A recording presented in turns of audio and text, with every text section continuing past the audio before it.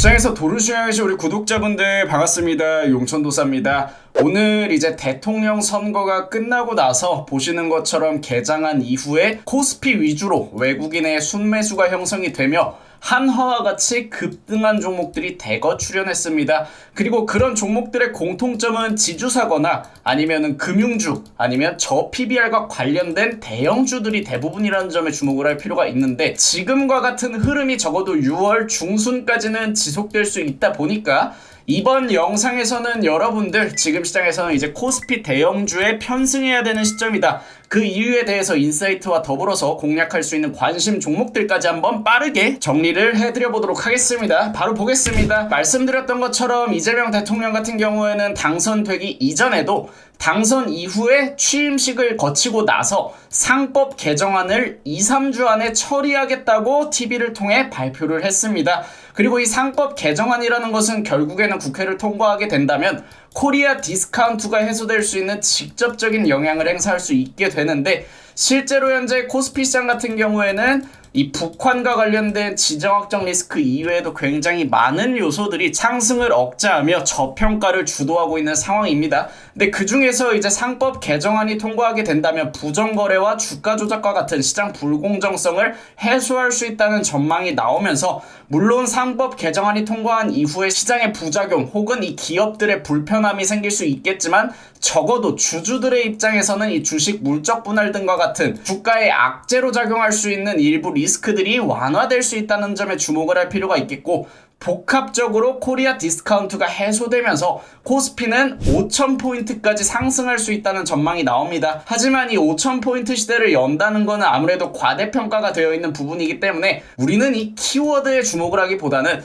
적어도 증시 부양책을 통해서 지수가 반등할 수 있다에 주목을 할 필요가 있겠고, 그 과정에서 코스피 지수를 주도할 수 있는 종목들이 바로 저 PBR 종목들과 지주사다, 이렇게 이해를 하시면 되겠습니다. 그래서 현재 개인 투자자들은 증시 활성화 정책, 증시 부양책이죠. 이 부양책에 주목을 하고 있는 상황이고, 특히 외국인 순매수가 집중되고 있는 지주사와 저 PBR 관련주들 같은 경우에는 5월 시장에서는 개인 투자자의 큰 관심을 받지 못한 반면 6월부터는 이제 저 PBR과 관련된 대형주들이 시장을 주도할 수 있다 보니까 개인 투자자들의 유동성도 집중될 수 있는 환경이 조성되고 있다, 이렇게 이해를 하시면 되겠고요. 실제로 현재 코스피 매크로 환경을 본다면 외국인의 순매수가 1조 1천억 규모로 굉장히 큰 폭으로 상승했습니다. 그리고 현재 코스피 거래대금 또한 개장한 이후 하루 만에 12조 원까지 회복을 했죠. 이 12조의 거래대금 회복을 주도한 것 또한 외국인이라는 점에 주목을 할 필요가 있고, 특히 우리나라 같은 경우에는 외국인 수급 의존도가 높을 수밖에 없는 환경인데,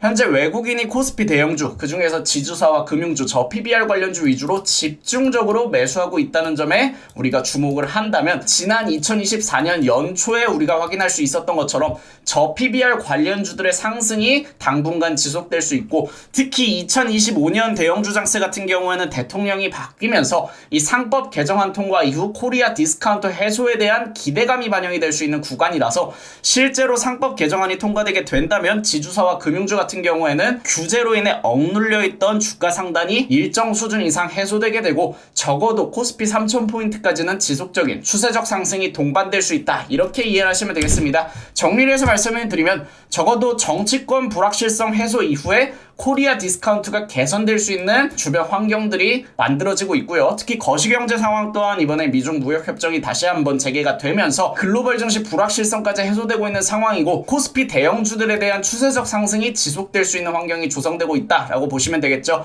그리고 두 번째로는 외국인의 코스피 차별화 전략이 재개되었습니다. 5월 막바지에 월말 결산을 위해서 일시적으로 매도했던 외국인 수급이 돌아오면서 코스피에 대한 차별화 전략이 재개되고, 증가한 거래대금은 코스피 대형주들이 앞으로 추세적 상승을 지속할 수 있다는 근거로 뒷받침될 수 있고요. 또 개인도 중소형주보다는 이제는 대형주에 편승해야 되는 시점이 왔다라고 생각을 하시면 되겠습니다. 천천히 가더라도 안정적으로 갈 수 있는 종목들이 대형주 위주로 형성이 될 수가 있기 때문에 단기간에 수익을 기대할 수 있는 정책주도 좋지만, 적어도 정규 포트는 우리의 시드가 일정 비중 이상 녹아들 수 있기 때문에 대형주 위주로 구성해보시는 걸 권장을 드리고요. 관심 종목으로 볼 수 있는 종목들은 KB금융, 신한지주와 같은 금융주들이 삼성이나 아니면은 두산, SK와 같은 지주사들을 권장을 드립니다. 대부분 중기적 관점에서 공략을 할 수 있는 종목들인데 이런 지주사들이나 금융주 같은 경우에는 실제로 4월 달부터 현재까지 추세적 상승이 지속되고 있어요. 왜냐?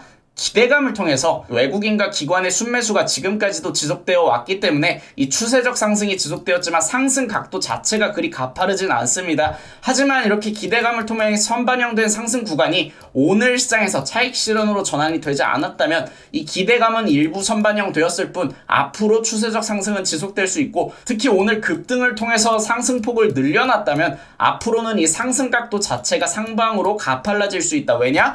이제는 개인 투자자들 또한 확신을 갖고 들어올 수 있는 시점이기 때문에 개인 투자자, 외국인, 기관 모두 사고 있는 종목들이 되기 때문이죠. 그래서 이런 관심 종목들 우리가 미리 준비해 놨다가 분할 매수로 중기적 관점에서 공략을 해보시는 걸 권장을 드리고요. 저희 무릉도원 같은 경우에는 이제 월요일까지 준비해 놨던 AI 관련주들 4x4는 오늘 개장하고 나서 바로 18%까지 분할 일절 완료되었고, 4x4 같은 경우에는 우리가 단기적 측면에서 준비한 반면 AI 관련주 중 솔트룩스 같은 경우에는 우리가 미리 바닥권에 매수를 해놓은 상태에서 현재 직전 고점을 넘어갔기 때문에 약 30-40%가량 수익 중에 있습니다.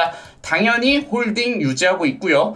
이렇게 급등할 수 있는 종목들, 그리고 정규 포트로 편입될 수 있는 종목들, 어떤 종목들을 사야 할지 모르겠는 분들은 위에 올려드린 번호로 문자 남겨주시면 저희 무릉도원에서 함께 하실 수 있게끔 입장 안내 도와드리도록 하겠습니다. 그리고 저희 무릉도원 뿐만이 아니라 항상 라이브 방송에서도 매일같이 수익 내드리고 있으니까 저희 8시 50분에 진행되는 생방송 들어오셔서 시장 인사이트와 더불어서 매매할 수 있는 종목까지 가져가시기 바랍니다. 오늘 영상 여기서 마무리하고요. 여러분들 내일 또 같은 시간에 만날게요.